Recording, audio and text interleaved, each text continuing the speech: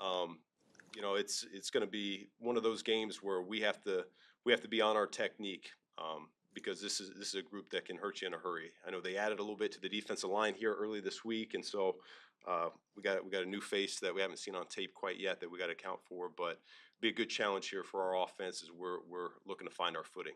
I'll go ahead and open it up from there.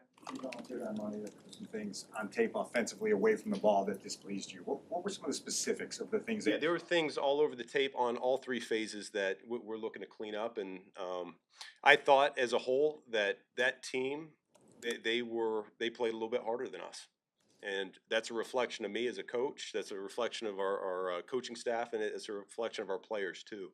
When you play a good team like that on the road, that you gotta be all out and every single snap, and that just was not the case. So specifically, it was everybody. Are there guys that need to practice better too?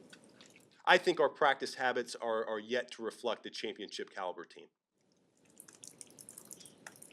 You faced many the last few years. Just what do you specifically need to be prepared for when you're going up against close to the match? He's a guy that I've respected, really dating back to his time in Indy. I remember being in Miami and going against his defense for the first time, and you could tell that what those players are being coached technique-wise, it shows up on game day in terms of shedding blocks and rallying to the football.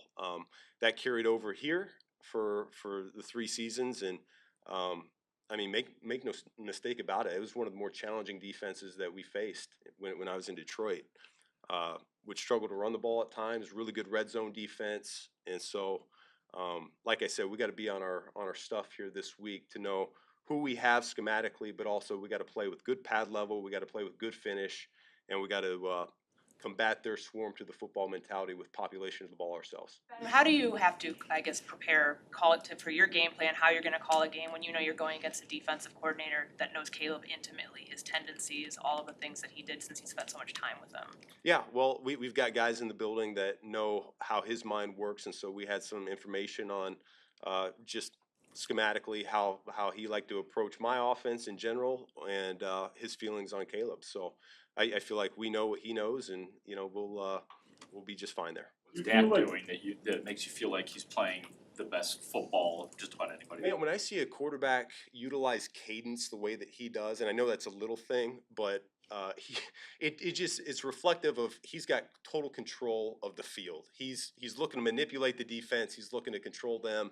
Hopefully, we'll have a loud crowd here on Sunday that combats his ability to use that cadence to our disadvantage. But when I see that on tape, I know like this is a guy that's seeing the field really well right now, and he's trying to move defenders around. And I think that's when you have an experienced player like that, that's a dangerous thing. Is that an example of what you're saying right now of how you would be involved in the defense, in you guys' defense right now, giving that kind of analysis and beyond? Yeah, and I think we've got some really experienced defensive coaches too. They see it, but we talk as a coaching staff every night in our staff meeting about what problems we have facing the opponent that we're going against, and we're all on the same page. Are you concerned that games into your coaching career and it has not gone like you wanted in either of those games and you're 0-2? What tone do you take with the team in terms of balancing? You want to keep a positive mindset, but you also need to be very clear and truthful about what's gone wrong. Yeah. The process never changes. It doesn't matter if we're winning or we're losing. Every week we're coming in. There's good stuff on tape, and there's not good enough stuff on tape. And just when you win, those mistakes get minimized, and when you lose, those mistakes get magnified, and it's simple as that. And so those mistakes are loud and clear right now that we're making too much of them, and they're of the giant variety, and but our process isn't going to change. It's something I believe in. It's something our staff believes in. We're coming in, we're getting the corrections done, and then we're turning the page. So we can talk about last week and continue to do that. But as far as I'm concerned, this building right now, we're focused on how do we win our first game of the season, and our next opportunity to do that is against Dallas. And there is some familiarity. Are you concerned that Tyreek's confidence or the confidence of other players in the secondary is perhaps shaken a little bit, considering? No, I think that's the beautiful thing about that position is you have to have a short memory within a game, because you're going to get beat, and then you got to turn the page real quick. And then from a week-to-week basis as well. Like these guys, they come out, they compete. You know, he's not a guy that lacks for confidence. I know he's going to come up, he's going to press, he's going to challenge, and he's going to get right back on that horse and get after it again. That's how he is. It's in his DNA. He was like that. He's a South Florida guy. I mean, that's my experience with most of those guys is that, and he really exemplifies that. You have Tom Brady on the call this week, and then he's affiliated with the Raiders, obviously, who you play next week. Are you going to do that pre-production meeting and get careful kind of how much you divulge? I mean, I've been careful everything I've said since the season started. I've been in pure coach speak mode started. So to me, it's just business as usual. I'm just fine. I like Tom, and we have a really good relationship. So there is a familiarity for a lot of guys in the locker room to the way this season has started, right? How do you kind of just keep a pulse on their mental state and keeping them focused on, look, it's a long season ahead. We have time to correct a lot of these things. yeah, I think they understand that. It is early in the season. There are a number of teams that have started the season not the way that they would like to, and yet they bounce back and they find a way to win. And we're going to be playing our best football in December. I know that to be certain. We're just in a race right now to get better in a hurry, and the faster we get there, the wins will start coming, and we'll be just fine. Ben, you said your practice habits aren't yet at a championship caliber, so what specifically are you looking for on the practice field this week? We should be going to the football, finishing hard. We talk about it all the time with the offensive players that our fundamentals, our finish, and our technique, they need to show up and walk through. They need to show up on the practice field. That's how it shows up on game day. Simple things of how do we properly block, how do we catch the ball, how do we block after the catch, ball security, and things like that. It's the little things that you learn in youth league football that even at this level, they make a huge difference. Ben, I have a question about the push. Why do you think more teams don't run it? Is it they can't run it? They don't like it? Is there something else underlying? I think Philly has mastered it, and so they're the best at it. I think other teams have tried to replicate that, and they don't have the same personnel and probably not the same coaching points as that. And I think probably most teams look at the stats and they see the fact that a regular traditional quarterback sneak converts at the same rate as the tush push does. So why don't we just do that instead? Then, found or made adjustments, I think they're making adjustments for the pass rush, doing that. We'll have guys like Land, might be the secondary that's not at full strength. Yeah, I mean, it's that marriage between rush and coverage is really important for your pass defense. And as we alluded to, we haven't affected the quarterback on a consistent level yet in these first two games, and so that's something that we're focused on. How do we get that done? You know, we've got a number of guys that have the ability to win one-on-ones, and we just need them to do that more consistently. And then there'll be times maybe we pressure a little bit more too. Our focus on defense here this week is we got to be better at the situational aspect of the game, third downs, red zone, 2-minute. And I think if we do that, then we're going to be just fine. When you talked about Caleb the other day and you said his eyes weren't in the right place on certain things, like it's something that you were wanting to correct with him, how do you get him to see the field? Like what you're talking about with Dak Prescott, he sees the whole field. How do you get Caleb?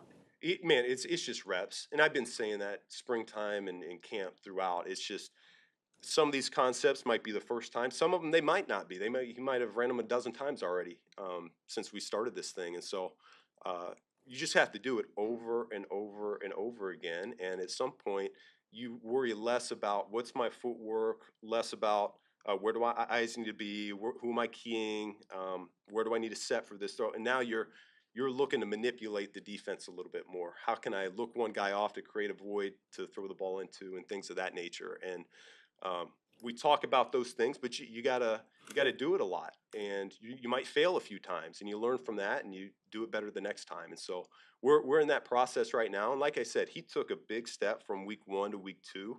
I'm really expecting him to do the same thing week 2 to week 3. But the fact of the matter is, we're not going to go week 1, week 2, week 3, all the way through 17 just like that. We're going to have some hiccups along the way, and I'm aware of that. But his approach to the game right now is what it needs to be. He's coming in, he's doing the work. Eventually, these results will start speaking for themselves. But as long as he puts the work in like he's been doing, we're going to be okay. Are you pleased with Pat's question on Brady, you've got one of the most competitive people in the history of the sport, prying around for information in a very paranoid world. How do you reconcile the conflict of interest that exists with the whole situation? Yeah, like I said, I'm really not worried about it. I mean, we change week to week in terms of what we do. Schematically, he's going to be able to turn on the tape and see what everyone else in the world's seeing right now. Um, Personnel-wise, really the same thing. It's not like I'm going to sit down with him and tell, hey, don't do this to Caleb Williams or you might get it. Like, I'm not going to, there's not going to be any trade secrets that are going to be exchanged, but I really don't think it's that big of a deal, to be honest with you. Are you pleased with where Caleb's mindset is at in trusting the system? It seems like from week 1 to week 2, he's a lot more comfortable with, I'm just gonna trust that my guys are gonna be there, I'm gonna throw it to a spot, and we saw that play out a little bit more with Rome this week. Yeah, no, I think he's learning, he's growing. The trust with those pass catchers is really good. You know, he's got a natural connection here with Rome that you see all the time. I think he feels that with the tight end group too, even though that we need to get that going a little bit more in games. We've seen that in practice quite a bit. So yeah, the trust level there with those pass catchers is right where it needs to be, and it's going to continue to ascend with the passing game as we go. Is getting that trust with the tight ends on you to maybe make them the first option for Caleb, or is it more of Caleb, you gotta see that this is opening up and get the ball to them? Yeah, the fact that the tight ends aren't involved more, that's a reflection of me more than anybody else, so I'm on that. And on the first touchdown the other day to Rome, what did you see from an all-11 perspective? It seemed like a pretty good blitz pickup and a play that sprung open for you. Yeah, I think that was both a combination of really good protection, good ball placement by the quarterback, and a little bit of a breakdown in coverage, in my opinion. In which case, that's where explosives happen, right? Is when someone's a little bit off on their side and we're doing things properly on our side, then big plays can happen. So it was good to see. It was really good to see. Ben, Jalen was describing this injury Monday as a long-term injury. Can you give us at least a reasonable minimum of how long he's going to be out this week and next? The extent, I don't know. I don't see him being out there here this week, and hopefully we'll have some clarity here in the near future. Thank you. Thanks, Ben.